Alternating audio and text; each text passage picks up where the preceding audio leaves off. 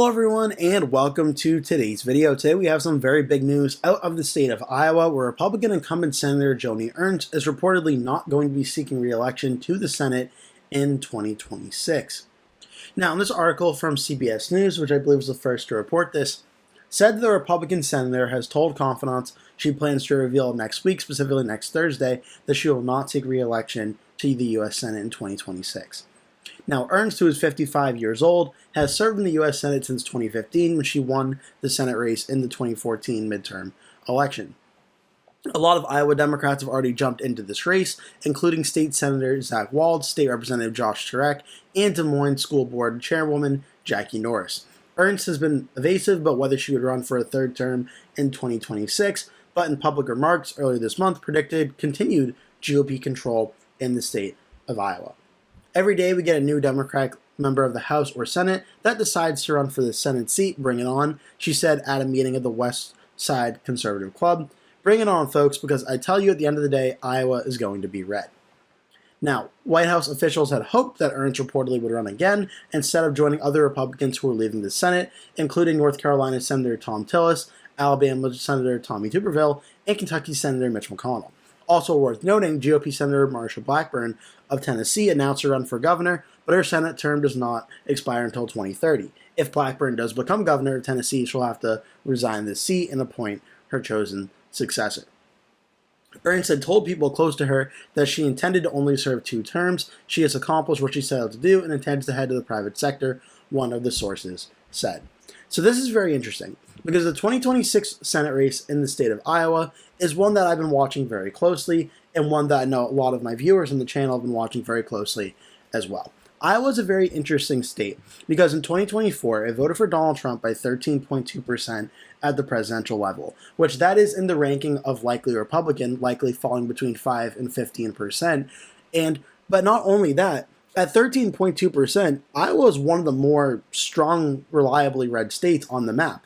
Just to give you an idea, 13.2%, Iowa voted essentially on par with Texas, which was 13.7%, voted more red than Florida, which was 13.1%, and just to give you an idea on the Democratic side, Democrats won Colorado by 11 points, New York by 12.6, and Illinois by 10.9. So Iowa voted more towards Donald Trump than Colorado, Illinois, and New York did for Kamala Harris. So based on the 2024 results, you could argue Iowa is about as red as a state as it ever has been. Now back in 2020 as well, obviously Joe Biden won this presidential election, Iowa still voted for Trump by 8.2%. And in 2016, it voted for Donald Trump by 9.4%. So that's been 3 presidential elections in a row. Iowa has been a very red state. The last time that it didn't vote red was 2012, when Barack Obama won the state against Mitt Romney by 5.8%. At the Senate level, things have been pretty similar. In 2022, Republican Chuck Grassley, the other senator from Iowa, won re-election against the Democrat Franken by 12.2%. So again, a very large, solid win for the Republicans. Now, what gives Democrats a little bit of optimism was in 2020, Joni Ernst won against the Democrat Teresa Greenfield only by about 6.5%. It actually ended up being a very interesting race. When you look at more in depth on this race, you would see going to the general election, things were actually very close. The Real Clear Politics polling average only had Joni Ernst leading over Greenfield by 1.4% heading into it. Now, obviously the polling in Iowa ended up being off by a good amount, as Ernst ended up winning by 6 points rather than 1.4, and a lot of those other undecided votes ended up all rallying behind Joni Ernst. But it looked like it was going to be a very competitive race going into it. And that would give the Democrats a lot of optimism, especially if they were to face off against Ernst again in 2026, which 2026, based on the way midterm elections usually work out, 2026 should be a strong night for the Democrats, more so than the Republicans. Now, for 2026, Joni Ernst, in her own right, had her share of, I would say, gaffes, especially back in May, when Ernst was speaking at an event and sparked controversy by replying to a constituent upset about thousands of preventable deaths resulting from Medicaid cuts in the One Big Beautiful Bill that the Republicans and President Trump were promoting. And she made a comment saying, well, we are all going to die during the town hall, and she got absolutely eviscerated both in the media and online and in her home state from people about that comment she made. So in addition to the close election in 2020 and this comment, Democrats were really on the attack and looking forward to going after Joni Ernst in the Senate race. With Ernst now officially not running, it's now going to be an open race on the Republican side. Now, the name that's been mentioned the most is Ashley Hinson, the U.S. representative from Iowa's 2nd Congressional District. And I do think she would be the strongest Republican candidate for the general election that probably would win the Senate race without too much of a problem. The large reason being, Ashley Hinson represents one of the 4 districts in Iowa, Iowa 2, in the U.S. House, and she won it by 15.6% in 2024 after 2022, where she won it by 8.2%. Now, according to the Cook Political Voting Index, this district's only listed at Republican +4.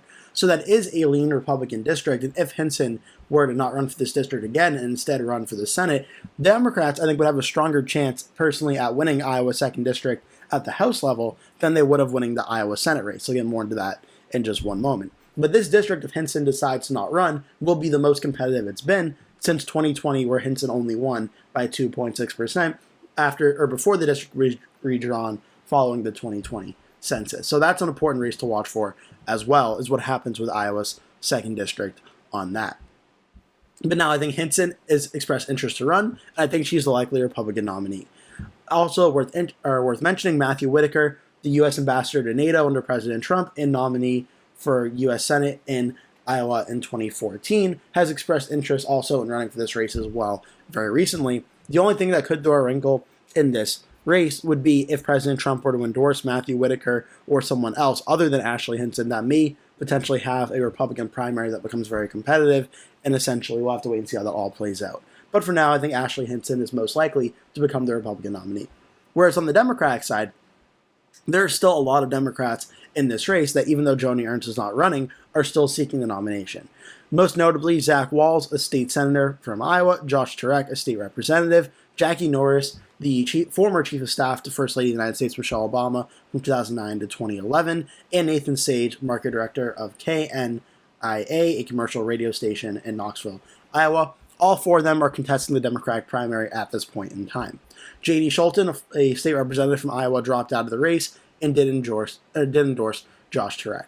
Now, this is going to be interesting to see how this develops for the Senate race, because the current predictions for this race, when Ernst was still in it, all had it as likely Republican from Inside Elections, Cook Politico, and Sabo Crystal Ball. Again, consistent with that 5 to 15% margin of victory we've seen from Iowa a lot in recent years. But the early polling that's been done, there hasn't been much, and it has all been done by a Democratic pollster, public policy polling, so you do have to take these results very much with a grain of salt, showed a pretty competitive race for Joni Ernst versus all the Democrats, where Jackie Norris versus Joni Ernst was a 3-point lead. For Ernst, Nathan Sage versus Joni Ernst was a 4-point lead. Ernst versus Turek was a 4-point lead. Joni Ernst versus Zach Walz, only a 1-point lead. And Ernst versus a generic Democrat from back in June showed about a 2-point race. Now, there's a lot of undecided vote here, and as it is a Democratic poll, it's always tricky with how much, when it's a affiliated party poll, how much support are they off by. I've usually used anywhere from about 5 points or more. They're usually off by, so Ernst can be anywhere from a 3 to 8-point lead based on these numbers. Again, it's not always an exact science, but I'm always assuming a partisan poll, a Democrat or Republican poll, is off by about 5 points at least. So I think Ernst would still probably win by a likely margin, but even still, I think what we saw in 2020, where Ernst only won by about 6.5%, is kind of what she was tracking to do again in 2026 if she were to be renominated and be the Republican nominee once again. Now, with her not in the race, it's a wide open race, and we'll have to wait and see how it all goes. But given Iowa's track record of the state, it's voted likely Republican in every single election for Senate and President, and in, I believe, governor as well, except for 2018, where in 2018 it was a lean Republican win for Kim Reynolds. It could get close at the governor level, but I think at the Senate level, it's going to continue to be a pretty reliably red state. The Democrats, I'm sure, are going to hope to contest, hope to make it competitive, but for 2026, I still have Iowa right now in the likely Republican category, which means whether it's Ashley Hinson or Matthew Whitaker or another Republican, I think they win it in between 5 and 15%. Now, I don't think the Democrats are going to give up on this race just because Joni Ernst is not going to be the Republican candidate, but I think it's certainly an uphill battle for the Democrats in this race as Iowa is such a red state. The best comparison I would make on this current Senate map would be like Republicans trying to go after the state of Colorado based on the electoral vote numbers from 2024. It just doesn't really make sense at this current point in time. And Ernst not running actually gives the Republicans a stronger chance at winning now, as the Republican they put up will not have the same gaffes and scandals and such that Joni Ernst has had. But I'm interested to hear what you think. Leave your comments down below in the comment section about this news that Joni Ernst is retiring and what you think this means for the 2026 Senate map. Thank you so much for watching. Please remember to like and subscribe, and I hope to see you in a future video. Hello everyone, and welcome to today's video. Today we have some very important news out of the state of Wisconsin, where conservative Wisconsin Supreme Court Justice Rebecca Bradley has officially announced she will not be running for re-election. Now, liberals in the state of Wisconsin are eyeing the open seat race next spring as an opportunity to expand their current 4-3 majority on the battleground state's highest court. And this article from NBC News explains it a little bit further. It says that the conservative Wisconsin Supreme Court Justice Rebecca Bradley on Friday announced that she would not be seeking re-election, setting up another major judicial election in the battleground state next year. In a statement, the Supreme Court Justice wrote, "For years, I have warned that under the control of judicial activists, the court will make itself more powerful than the legislature, more powerful than the governor. That warning went unheeded, and Wisconsin has only seen the beginning of what is an alarming shift from thoughtful, principled judicial service toward bitter partisanship, personal attacks, and political gamesmanship that have no place in the court." Bradley, who has served on the technically nonpartisan court since 2015, said in a statement, "The conservative movement needs to take stock of its failures, identify the problem, and fix it. I will not take re-election to the Wisconsin Supreme Court because I believe the best path for me to rebuild the conservative movement and fight for liberty is not a minority member of the court," she added. Bradley's retirement could provide liberals with an opportunity to expand their 4-3 majority on the Wisconsin Supreme Court after winning a pair of hard-fought elections in recent years that have drawn a lot of national attention. Now in 2023, Janet Proskowitz defeated a conservative former justice to flip control of the court in the liberals' favor for the first time in 15 years, and then back earlier this year, Susan Crawford won a seat on the court in April, beating conservative Brad Schimmel to cement liberals' majority on the court. Elon Musk, the tech mogul and former advisor to President Trump, was a major figure in this race, spending over $12 million through a super PAC to try and help Schimmel and his chances of winning this race. The race featured more than $75 million in spending on both sides, surpassing the 2023 race to become the most expensive Supreme Court race ever in the state of Wisconsin. Before Bradley's decision not to run for another 10-year term on the court, one liberal candidate, appeals court judge Chris Taylor, has already entered the race. She has been endorsed by groups like Emily's List, a national organization that seeks to help Democratic women who favor abortion rights get elected. Taylor's campaign manager, Ashley Franz, said in a statement, "Judge Taylor has spent the last 3 months traveling across Wisconsin, connecting with voters and building support for her campaign for Wisconsin Supreme Court because our state deserves someone who stands for justice. This announcement doesn't change that." The incredible support for Judge Taylor shows how important this race is, no matter who Republicans and right-wing special interests recruit to run against her. Wisconsinites will once again have a clear choice between a candidate who believes in stripping rights away and Judge Taylor, who has always been on the side of the people. Supreme Court races, which are typically lower profile in other states, have also drawn national attention in recent years as they've weighed polarizing issues like abortion and redistricting. And that's a big point I wanted to make in this video, was I think, obviously, having Supreme Court justices in the state will have very big decision makers on issues like abortion and redistricting. Redistricting especially, I think I know a little bit more about in terms of discussions to this channel, as I've done that a lot, but definitely very important. Now, this article from NBC was written by Alexandra Marquez, and I think you should go check that out if you want to read more about this. So this is very interesting because back in April, or May, as the article mentioned, Susan Crawford defeated Brad Schimmel. Crawford was the Democratic-aligned candidate, Brad Schimmel the Republican-aligned candidate, by roughly about 10 points, 55 to 45. And Susan Crawford got 1,301,137 votes, Schimmel 1,062,330 votes. And you may be looking at this, the voter turnout in this race was actually very, very high. When you compare it, for instance, we can look at the 2024 presidential race and see what it ended up being like. In 2024, when Trump won against Clinton by 0.86%, we can look here. Trump got roughly 1.7 million votes. Kamala Harris got almost about 1.6 and 0.7 million votes or so.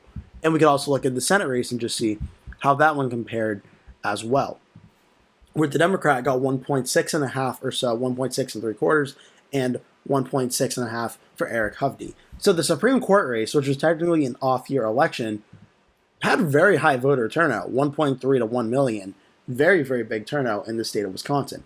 And the Democrat aligned candidate, Susan Crawford, ended up winning. Now, I'm saying aligned because this race is technically nonpartisan, as Wisconsin does not have partisan like D or R next to the candidates' names on the ballots. But it became very clear Susan Crawford was the candidate that Democrats and the state and nationwide were supporting, and Brad Schimel was the candidate that Republicans statewide and nationwide were supporting. And what ended up happening was the Democrat ended up winning, and the Democrats now hold the majority in Wisconsin Supreme Court, 4-3. Now, of the three Republicans, obviously, as we're talking about this today, Rebecca Bradley is one of the three. And this race is going to be very close. Now, if this race next year, which will take place in 2026, if it were to go to the Democrats, then we would see the Democrats get up to a 6-2 majority on the Wisconsin Supreme Court. Now, obviously, that'd be very good for Democrats and very bad for Republicans. And when you look at this race, a 10-point race, this is one of the biggest Democratic wins we've seen in the state of Wisconsin in a very long time. As I showed you, the Senate race was decided by under 1 point between the Democratic Senator Baldwin and the Republican Hovde in 2024. The presidential race, President Trump won the state of Wisconsin by 0.86%. The last time we saw a race even remotely close to that 10-point margin, you'd have to go back to 2012 when Barack Obama defeated Mitt Romney in the state of Wisconsin by 6.9%. 2008, Obama won against John McCain in Wisconsin by about 14%. So sort of in between the 2008 and 2012 presidential results was the last time we saw a margin of victory like this. Even the governor's races have been very close in the state. It was a 3.4% win for Tony Evers in 2022. 2018, Evers defeated Scott Walker, the Republican governor, by 1.1%. Back in 2014, Scott Walker won re-election by 5.7% on the Republican side. In 2010, he won by 5.8%. And before that, 2006, was roughly 7.4%. So there had not been a 10-point Democratic or Republican win at the governor level in the state of Wisconsin really since 2008 with Barack Obama against John McCain, what was a very long time ago. Now, at the Senate level, you could go back, I believe Tammy Baldwin actually in 2018 put up pretty strong numbers at 10.8%. So this is actually probably the last time there was a race even remotely close to this. And just looking at the results, 55.36 for Baldwin, 44.53 for Leah Vukmir, the Republican. You look at this map, and you see, obviously, you have Madison and Milwaukee being blue, but look at the surrounding areas. Racine and Kenosha counties, typically very competitive suburbs that usually voted Republican in 2024, both of which going blue in 2018. All the surrounding counties of Rock County, Columbia County, Greene County, surrounding Madison, these very key areas that President Trump either won or made very significant gains in 2024, were all safe wins here. And I'm pointing this out because that's what happened in the Supreme Court race. Columbia voted blue by 10 points, so did Sauk. Iowa, so did Greene. So did Rock over here as well. Columbia, this one. So this was very big, and the Democrats are looking to certainly try and do this again next year. Now, obviously, this is going to have very important ramifications on a lot of decisions made at the state level that impact the people of the state of Wisconsin. But a very important one as well is what happens at the House level in Wisconsin. Wisconsin right now currently has 6 Republican members of Congress and 2 Democrats, despite the fact that the House vote overall in 2024 was 51.2 for the Republicans, 48.3 for the Democrats. At the presidential levels I showed you, Trump only won the state 49.6 to 48.7. So Wisconsin is really as much of a 50-50 state in the United States that you will find. Still, Republicans hold the majority of 6-2 at the U.S. House level. Now, there was multiple lawsuits filed in the past few years or so for the Democrats to try and redraw the congressional map to make it a more, they would say, fair representation of the Democrats' accurate vote percentage of Wisconsin. And there's been really not much success in the lawsuit front thus far, but Democrats don't want to give up. They want to keep trying to get that. It's also worth noting a big part of the campaign on the Republican side and the Supreme Court side was saying if the Democratic candidate wins, they're going to redraw the House map and several Republican members of Congress could be gone. Now, obviously, the Democrats won, and now they have the majority on 4-3 on the court. If it becomes a 5-2 majority on the court, then that could be an even larger majority for the Democrats. And if that were to happen, you're looking at Republicans like Derek Van Orden in Wisconsin's 3rd District. He is certainly a top target of Democrats. Republican Brian Steele in Wisconsin's 1st District is also another top target. And then maybe they could try and redistrict the map to get the Republican weed out of Wisconsin's 8th District. Just to give you an idea, though, of what it would look like, We can look at the House map from 2024 here. Let me just pull it up.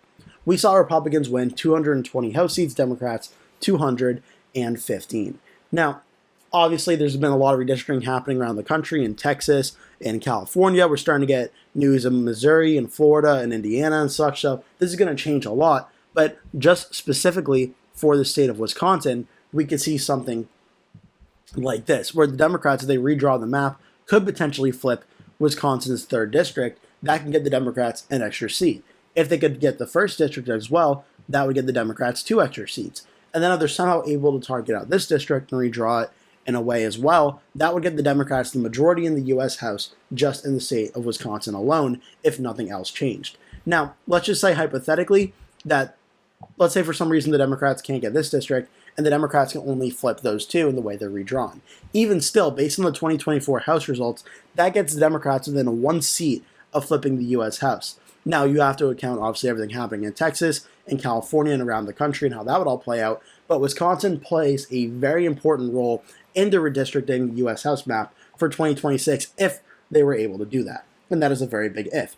But if the Democrats can't do that in 2026 for some reason, well, with a more strong Supreme Court race, or Supreme Court in Wisconsin, a 5-3 majority, or I'm sorry, a 5-2 majority instead of a 4-3 majority, then it is possible the Democrats may have a better chance of redistricting before 2028, where then they can net another seat or 2 in the state of Wisconsin, maybe even a 3rd seat. So this is very big news, certainly very important for the future of elections in the state of Wisconsin. I hope you enjoyed this video. Make sure to like and subscribe. If you enjoyed it, leave a comment below telling me your thoughts, and I hope to see you in a future video. Hello everyone, and welcome to today's video. Today we have an important news story out of the state of Missouri, where the Republican governor Mike Keogh has called a special session to redistrict Missouri's congressional map. Now, Keogh is bringing back lawmakers to redraw the state's congressional districts. The special session is scheduled to begin on Wednesday, September 3rd at noon. The Missouri GOP-backed redistricting plan would redraw the 5th congressional district, currently held by Kansas City Democrat Representative Emanuel Cleaver, in an effort to make it more Republican-leaning. Missouri's 8 seats are held by 6 Republicans and 2 Democrats, including Cleaver. The new map would make it easier for the GOP to extend their delegation by 1, leaving only 1 Democrat in the proposed 7-1 district setup. Redistricting, the process of drawing the borders of districts for which a state's elected official are required, is required once at the start of every new U.S. Census decade cycle. In the process, states must ensure that districts have populations as equal as possible when they are redrawn. Although redistricting typically only occurs once a decade, some states may revisit their maps mid-decade if political leaders call for a special legislative session on the matter. Keogh's call for a special session comes hours after Texas Governor Greg Abbott has officially signed new maps into law for Texas. U.S. President Donald Trump has recently urged Republican-led states, including Texas and Missouri, to advance redistricting efforts in a broader national push to redraw political maps for the 2026 U.S. House elections. Missouri's special session will also focus on reforming the state's initiative petition process, something conservatives have long pushed for. The extraordinary session is expected to overlap the September 10th veto session that is already scheduled. The governor said, quote, "Today I'm calling on the General Assembly to take action on congressional redistricting initiative petition to reform to ensure our districts and Constitution truly put Missouri values first," said Keogh on a Friday news release. "This is about clarity for voters and ownership of our future, and I hope the legislature will work together to pass our Missouri First map and critically needed IP reform." Many Missouri elected officials representing the Democratic Party opposed Keogh's request for a special session. This move represents an alarming abuse of power and a blatant attempt to rig the electoral map for a partisan game, said Russ Carnahan, the chairman of the Missouri Democratic Party, via a news release. Rather than focusing on the pressing needs of Missourians, Republican leaders are bowing down to Washington politicians, playing political games and working behind closed doors to rig the rules in their favor because they are afraid of voter backlash in the midterm election from their unpopular agenda benefiting billionaires at the expense of working families. Missourians deserve better from the elected officials pushing for these changes. Missouri Representative Emanuel Cleaver of the 5th District, whose seat will likely be targeted in the redistricting plans, shared the following statement, saying, "I will not surrender the voices of the people who entrusted me to fight for them. The people of the 5th District and I will fight relentlessly to ensure Missouri never becomes an anti-democratic state, where politicians choose their voters instead of voters choosing their representatives. In the courts and at the ballot box, we will demand the rule of law is upheld, our voices are heard, and democracy prevails. So this is obviously very big news for redistricting for the House in 2026. The Republicans in 2024 won 220 House seats, Democrats won 215. The magic number in the House side of things is 218, so you need 218 members of the House to hold a majority in the U.S. House of Representatives. So the Republicans hold about a 3-seat majority in the House. Now, based on the early polling for 2026, the generic congressional vote, Democrats currently have a lead of roughly 3.1% over the Republicans. So Democrats at plus 3 points. Just to show you what it would look like, the Republicans won nationwide here by, let me just get the accurate number for you. The Republicans won 50.6 to 47.8. So by about 2.8%. So doing a shift here, going 2.8 plus an additional 3 would be roughly a 5.8% shift towards the Democrats. Now, it doesn't always work out entirely this way, but we are going to shift the House map from 2024 towards the Democrats by about 5.8%, just to show you what it would look like. If it played out where everything being equal, Democrats would get up to 231 House seats, Republicans would hold 204 based on the election results from 2024. Now, obviously, the Democrats would take the House, Republicans would lose it by a very large margin. Now, for what the Republicans are trying to do, they're trying to redraw a lot of House maps in Republican states to stop that from happening. And one of them being, very importantly, the state of Missouri, where Missouri currently holds 6 Republicans and 2 Democrats, on the House level voting 59 to 38. Now, at the presidential level, Missouri voted for Donald Trump 58.5% to Kamala Harris's 40.08%, so an 18% win for Trump, a safe Republican win. Now, at the House level, even though the Republicans hold a majority of 6-2, a very large majority, they're trying to get another House seat to stop the Democrats from holding the House after the 2026 elections. And the seat they're targeting is this district, Missouri 5 in Cleveland, which is right around the border of Kansas City. The way the map is currently drawn is this is a district that was Democrat plus 24 points in 2024. The other district, Missouri 1, which is where St. Louis is, was Democrat plus 57.6. And I think it's very interesting they went with this district because based on the way the map is going to be redrawn, depending on how they do it, it was very clear Republicans had a much better chance of drawing out the Kansas City district than they did with Missouri 1, the St. Louis district, based on how democratic of an area it is. It should also be worth noting the current district, or the current map right now, has Missouri 2 with the Republican Wagner, which was one of the more competitive districts in the state of Missouri in 2024.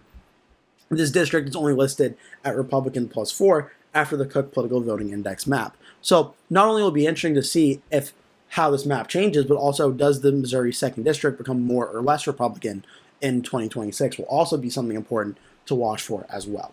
But with this, we can change the margins here, and we can see that Republicans, based on the new map, in all likelihood, are going to be flipping the 5th District. And if they do, this will give the Democrats 1 House seat in Missouri, Republicans 7. And that brings the overall House results based on 2024 up to the Republicans at 221, Democrats are at 214. Now, it should be worth noting, of course, as well, that Texas has recently had some changes on its House map as well.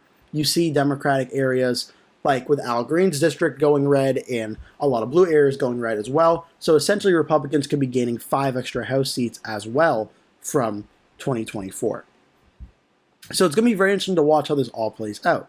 Now, these districts in Texas are going to play a very large role. California is going to play a large role as well, as these districts will also be redistricting. I think for right now, it's really too early to say how exactly this is all going to play out for 2026, as we're still waiting to see which states redistrict. We now know Texas will be redistricting.